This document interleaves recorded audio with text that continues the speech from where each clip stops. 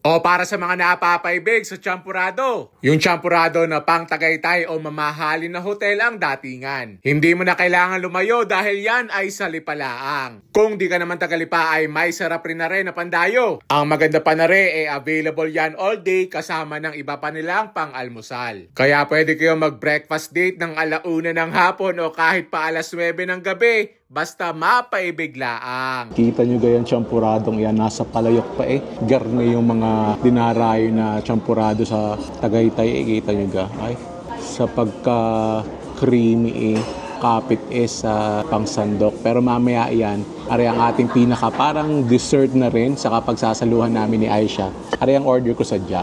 Ari yung kanilang tapsilog.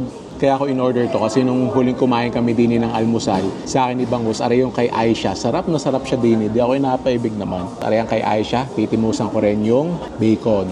First bite. Thank you, Lord.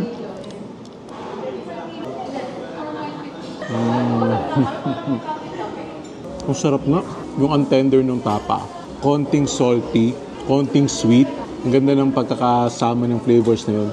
Probably the best tapa na natimusan ko din sa Batangas. Sarap. Lagyan natin na suka. Yan.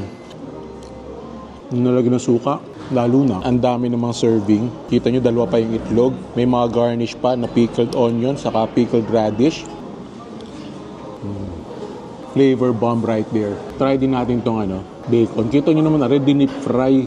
Saan ka nakatala noon. Alam nyo yung mga bacon sa mga 5-star hotel na buffet breakfast sa talagang gigising ka ng 7:00 ng umaga para doon. Ari yun. Sabi ko, ari dessert, pero ako hindi na makahintay. Yan. Kita nyo, chocolate na chocolate.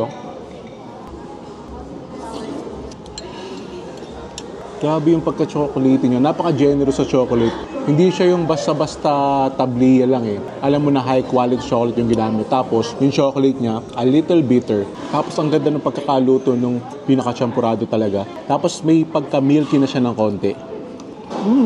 Eto, sakto na sa akin. Pero, kung kulang sa'yo yan, may powdered milk, saka may milk. Ang kulang din yung crunchy component, saka konting alat. Saka sadya namang masarap na may tuyo ang champurrado.